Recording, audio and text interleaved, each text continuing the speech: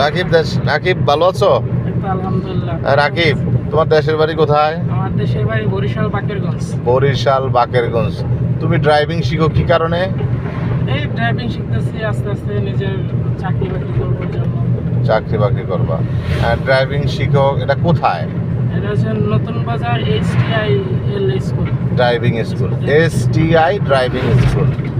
আচ্ছা, এখানে তুমি যে শিকার করতেছো, গাড়ি ওভারটেক করতেছো, শিখতেছো, তুমি কি এখন আসছো যখন তখনকার কথা বলবা, আর এখন কিরকম অবস্থা সেটা বলবা? আমি যখন আসছি তখন আমার হাতে স্টার্টিং কাঁপতো, আর এখন ইনশাআল্লাহ আমি একলাই গাড়ি চালাই। যাক আলহামদুলিল্লাহ, আল্লাহ যেন সৌন্দর্য।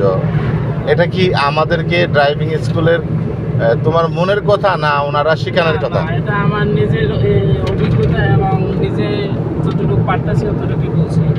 ইনশাআল্লাহ ইনশাআল্লাহ। তা এখন আমরা জলছিরি 1-এ আছি।